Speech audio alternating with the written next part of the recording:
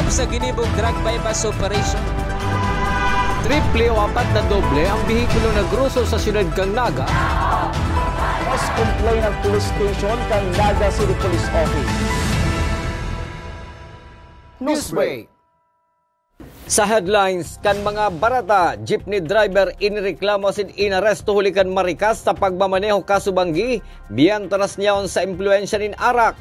Driver na inaresto hulikan pagmamaneho ni nasa impluensya nin arak, naghagad tawad sa mga natakot na pasahero.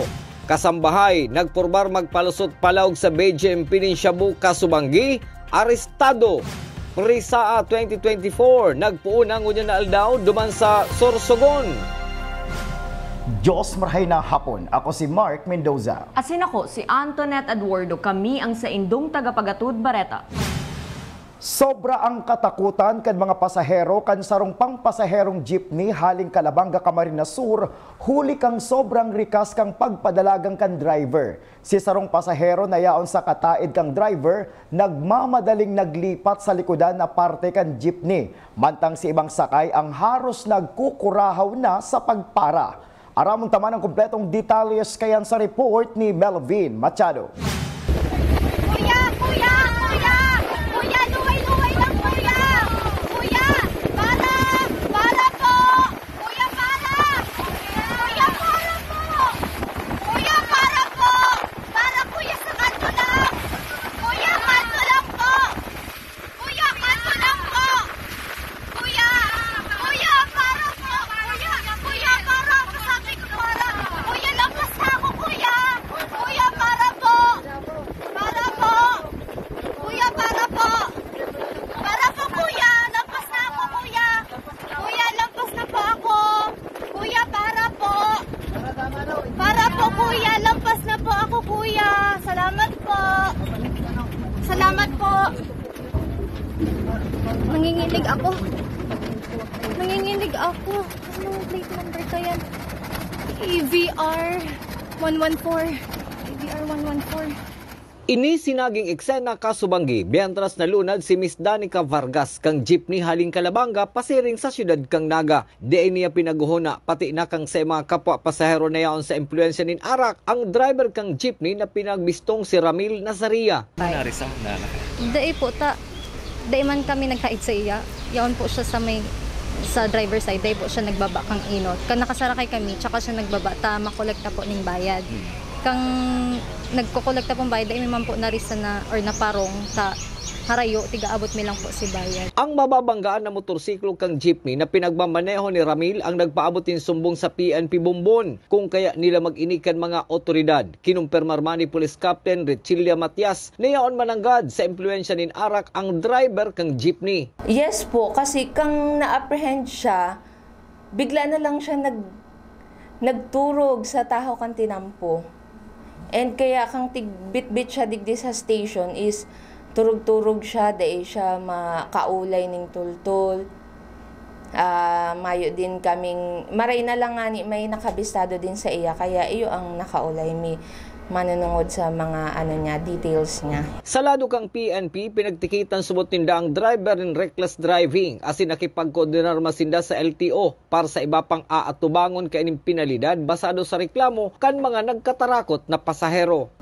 Sa part po kang Bumbon PNP, tinikitan mi po siya under municipal ordinance ning reckless driving, and then nag-coordinate na din po kami sa LTO para din po sa mga future cases niya po, and bali niya nga ni po ngunyan ang LTO kasi nakapag-coordinate na din kami, and hinahalat lang din po si mga complaint katong mga pasahero kasi papaluasan na lang din po ninda ning show cause order si driver. Para sa One Media TV 48 Naga, Melvin Machado, Newsbreak. Mientras tanto, dai naman pinagnigar kang jeepney driver na yaon siya sa impluensya nin arak kang magmaneho, hindi man subot ang enot niyang pagmaneho na nakainom nin arak. May follow-up report si Antoinette Eduardo.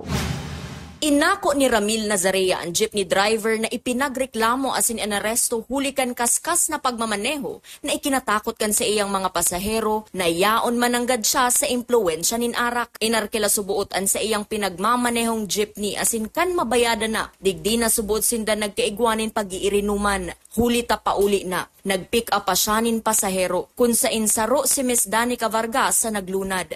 Pakatod niyo po katong nag-argila. Naghapit po kami sa nagtao sa mga argila. Tapos nag-inom po kami. Hindi po ito. Tapos nag-ulit po akong banggi na siguro maalas po ito yun. May pasayro po duman sa sentro kang Kalabanga. Kinuha ko po. Dahil ko na po naisip na nakainom na po ako. Dahil na po ako ng pasayro. Dain naman subot niya narisan na mabilis na ang dalagan kan sa iyang pinagmamanehong jeepney. Napaniraw na siguro ako, sir. Siguro dahil sa nasubra na kong inom. Kasabay kan sa iyang pag-ako, ang paghagad manin tawad sa mga nailunad niyang pasahero. Ako po naghahagad ng tawad po sa inyo. Dahil ko po talaga tinutulog. Dahil ko po inaasahan na araw po ka to. Sabi niya nagagaling dispensa sa mga pasahero. Anong masasabi po sa iyo? Naka-ulay sa bagay? Dahil ko po sure kung kaya ming maagi sa sa Urulay. Ako buo po talaga ang desisyon ko. Gusto ko pong mag-file ng complaint. Para ma-revoke po si license niya. Garo day po enough. Ito yung arog lang kani. Tabo ko pong mautro ini sa mga kapamilya ko or sa ibang tao. May mensahe man si Ramil sa kapwa niya driver. Kaya na po sila mag-aaral sa mga. Para sa One Media TV48 Naga, Antoinette Eduardo, Newsbreak. Padagos sa mga bareta. Ang nangyari sa Bumbon, Camarines Sur na may driver na inireklamo nin pagmaneho nin yaon sa impluwensya nin arak. Ang primerong insidente na pinagrespondihan kan mga otoridad. Todo likay man ang ibang driver sa saindang pagmamaneho. Urug na tadakul subuot ang kurbadang porsyon kan tinampo sa saindang rota. Urug na ang pasiring sa Calabanga, Camarines Sur. First time po kasi kadalasan man na nag-aagi digdi sa Samuyang highway is sakto man lang din ang padalagan, maingat man din po. And opo, kurbada, kaya kapag medyo may mga nagbibilis man din po talaga is tig-apprehend mi man din po tulos and tig-remind mi man din nga ni po gabos na drivers digdi na mag-ingat nga ni po kasi para maiwasan tanga ni po ang anuman na aksidente. Sa iba pang bareta, ginibo kasuudma ang blessing as in unveiling kang Second Lieutenant Carlos Rafael Paz Imperial Camp sa Barangay Tara, Sipocot, Camarines Sur. Inina ang bagong pangaran kan First Mobile Force Company kan Camarines Sur PNP na yaon sa nasabing banwaan. Si Second Lieutenant Imperial ang miyembro kan Philippine Military Academy Maringal Class of 1988. Naging bisita man si mga naging kaklase ni Second Lieutenant Imperial na sinda dating PNP Chief Police General Leonardo Carlos. Si Second Lieutenant Imperial ang nagadan matapos makaengkwentro ang armadong grupo sa Sitio Bariis, Barangay San Jose, Tinambak, Camarines Sur kan taon 1989. Pinirmahan man ni Presidente Ferdinand Marcos Jr. ang Proclamation No. 430 kan December 20, 2023. Padagos pa sa mga bareta, solidarity meeting pinaggibukan subanggi antes ang formalmenteng pagpuon kan mga sport events sa Prisa at 2024 na pinagigibungon niyan duman sa syudad kan Sorsogon. Aramon taman ang kumpletong detalye sa report ni Kayla Casulia. Sa pagpuon kan Regional Prisa at 2024, ginibo ang solidarity meeting na makakatabang sa mga coaches para maging organisado ang sistema kan mga kawat ngunya na taon. Sa sakuyang pakikiulay kay National Prisa, President Edgar Balasta pinagtukar sa solidarity meeting ang mga importanteng pagirumdom arog kan rules, schedules sa sinformat kan kawat na makakatabang sa mga coaches ngunya na Regional Prisa. Ngunya na taon, igwa kitang 2,231 na mga atleta na maralaban na hali sa manlain-lain na probinsya kan Bicol. Well, ang solidarity meeting is very important in Prisa. Kasi ito yung activity, paunang activity natin wherein we clarify rules, format of the game, schedule of games, and number of matches. So napaka-importante yan. Kailangan kasi, even we have already the national guidelines, but it is very important na yung mga coaches natin, together with the tournament managers, has to come up with an agreement para naiiwasan natin yung gulo, naiiwasan natin yung pagdududa at yung mga questions when we are already having the tournament. So expectedly, after this, bukas, when they are already in the competition, very smooth na yung ating pagpapatakbo ng competitions. Saruman ang Naga College Foundation sa may dakulang bilang kan mga atleta na malaban ngunya na Regional PSAA. Ipinangako man ni President Balasta na igwang maayos na pasilidad ang mga atleta ngunya na taon. Dito naman sa regional, we'll make it sure that may maayos tayong officiating. Pangalawa, yung ating mga venues should be of standard facilities. Kaya meron tayong dalawang events na hindi pwedeng gawin dito sa Sorsogon, yung swimming and athletics, kaya kailangan natin gawin sa Bicol University. So that's how we prepare. We prepare our athletes well. I think nasa kondisyon yung ating mga atleta, nagkaroon sila ng kanilang provincial elimination. And lastly, tayo as host, we make it sure that we are providing, if not the best facilities, but at least it is some standard requirements of the PRISA in our respective competitions. Ginibo man ngunya na aldaw ang mga kawat arog kan chess, football, karate do, asin iba pa. Nakuaman ka Naga College Foundation ang sa indang inot na kapangganahan sa men's basketball sa 5x5 asin women's volleyball laban sa Camarines Norte. Padagos sa mag-antabay para sa Regional PSA at 2024 updates. Haliigdi sa Sorsogon City para sa One Media TV 48 Naga, Kayla Kasulya, Newsbreak. Sa pagbabalik kang Newsbreak, kasambahay na nagpurbar magpalusot ng illegal na droga palaog sa BGMP, dahil nagtrayumpo.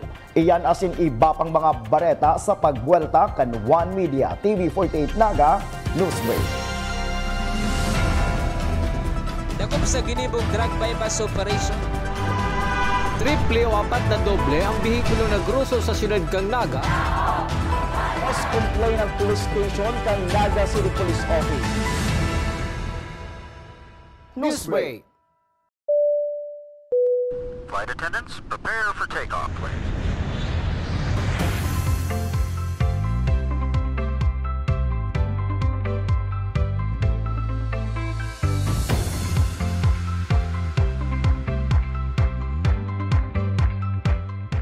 Slip life vest over your head. Take the tape around your waist.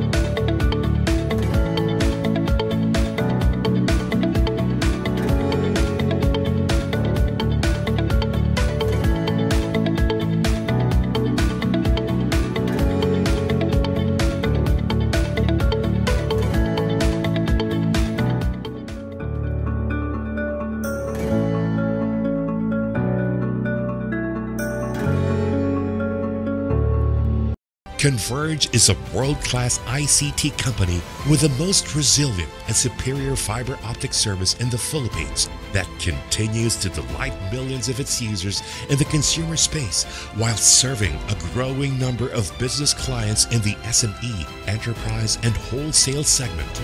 Converge Business. Strength, resiliency, results.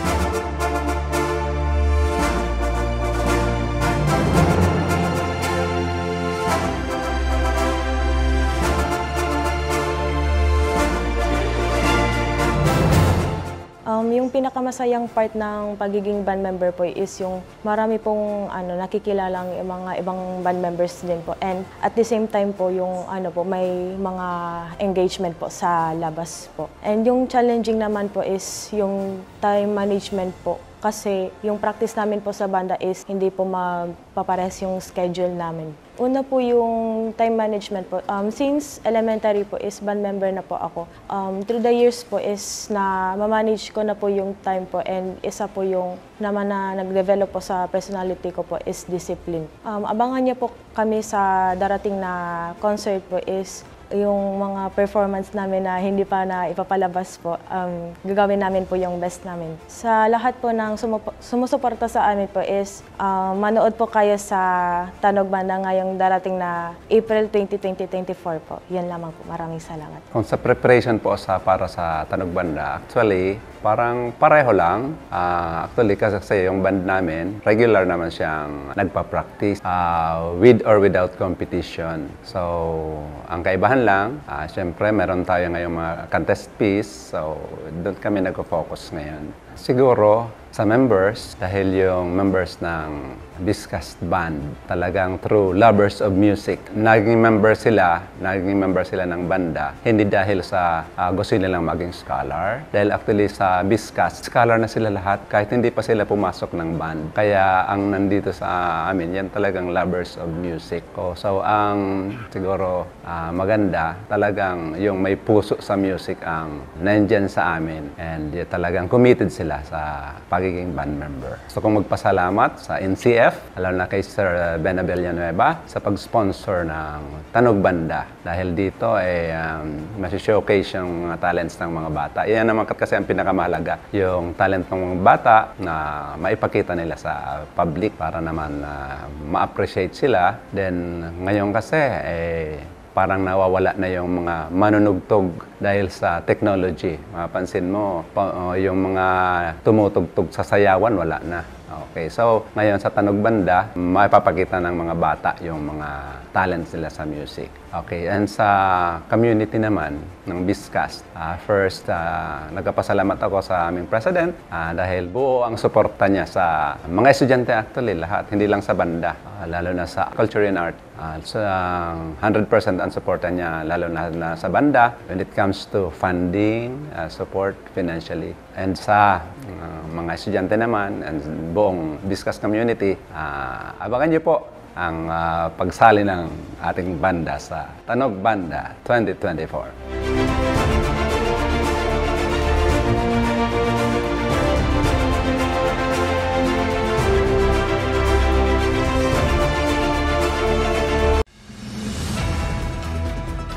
Sa ginibong drug bypass operation. Triple o 4 na doble ang bihikulo na gruso sa siyudad kang Naga. Mas complain ng police station kang Naga City Police Office. Newsbreak.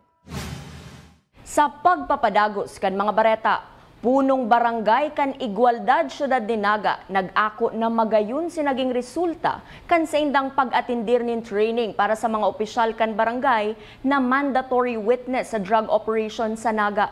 Ang detalye sa report ni Mark Mendoza. Saro si punong barangay Angelo Badjola kan barangay Igualdad Syudad ning Naga sa nag-atender kan suudma sa patraining kang DILG para sa mga barangay officials na mandatory witness sa mga drug operation kan PNP asin PDEA sa syudad. Inisatahaw kan mga nakatagong rason kung taano ta nag-aalangan ang mga opisyal kan barangay na maging testigo sa mga drug buy-bust operation. Sa nasabing training, nalinawan subuot si mga opisyal kan barangay kung ano lang ang sa indang obligasyon pagkatapos kan drug buy-bust operation. Ang saro pong challenge po is matakot. Syempre natatakot si sarong opisyal na maging mandatory witness during the drug clearing operation, especially po kung ang involved is mismong kahimanwa or kabarangay niya. In that case, nalinawan po duman si mga barangay officials na kami po sana is day po kami yung kasali duman sa mismong monitoring, kansidada ko po, kundi bagko saro sana po kaming witness, ninhuli po mga ilihido po kami yung official po kan barangay. So medyo nagkauga po dumaning kahiwasan po sa pagkakaaram patungkol po sa operasyon po nin illegal na droga digdi po sa syudad kang Naga. Sa barangay Igualdad, nagkaigwa naman subuot ng duwang drug buy-bust operation asing kung magkakaigwa pa sa masunod na mga panahon, kalmado na subuot ang mga opisyal kan barangay na maging mandatory witness.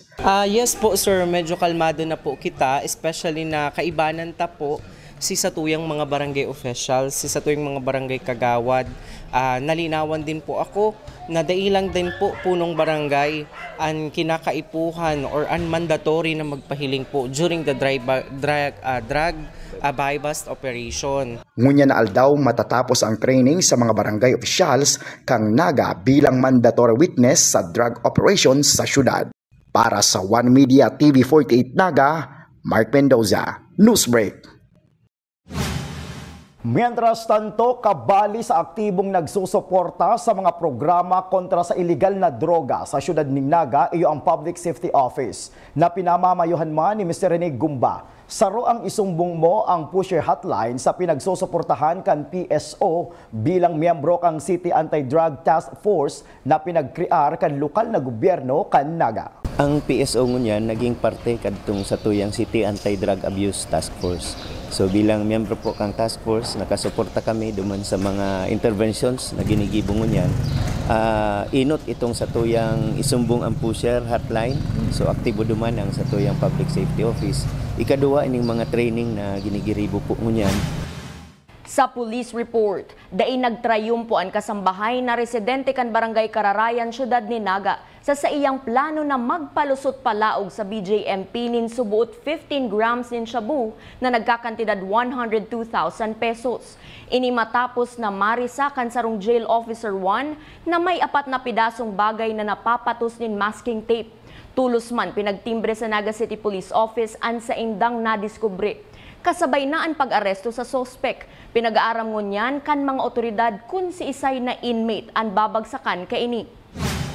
Sa iba pang police report, 50 grams ning subot shabu na nagkakantidad 340,000 pesos ang nakumpiskar sa 48 anyos na misis na residente kan Barangay Tarusanan, Milaor, Camarines Sur.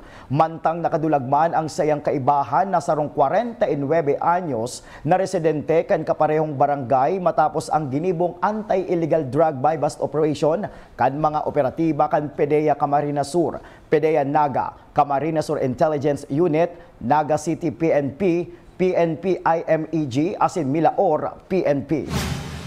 Sa iba pang bareta, Society of Young Hospitality Practitioners asin College of Business Management matrayumpong na iselebrar. Ang detalye sa report ni campus correspondent Kelly Francisco. Manlain-lain na pakawat, tralabanan sa pagbayli asin demonstration na mataon dagdag kaaraman manungod sa iba-ibang trabaho sa hospitality industry. Ini ang mga aktibidad na pinaggibo kanyang hospitality students. Sigun sa presidente kan Society of Young Hospitality Practitioner na si Maria Nica Rodriguez, obheto kan okasyon na maipahiling bako lang ang tibay kundi ang pagkasaro kang NCF Hospitality Management students. The purpose of this event is not only enhancing the knowledge of NCYAN, but also showcase the skills and camaraderie of HM students. Para man kay Emeril Almuena, BSHM Program Chair, ang okasyonan sa indang naging paagi para matipon ang mga estudyante na magkaugwanin marahay na iribanan. Para magkaroon sila ng kumbaga camaraderie among the different year level. So this is our way of gathering them all together to have this friendly competitions among this different year level. Mientras tanto, saro sa pinaka-highlight sa CBM Week, iyo ang Mr. and Miss CBM na naiuli ni alay sa paragas sarong hospitality management student asin Shane Mark Matamorasa na hali sa marketing management ang corona kan first ever Mr. and Miss CBM. I enjoy every moment, especially that I gain new friends and especially I gain bond with my co-candidates.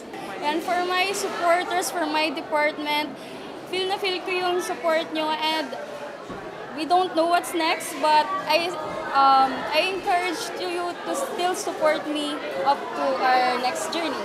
Thank you.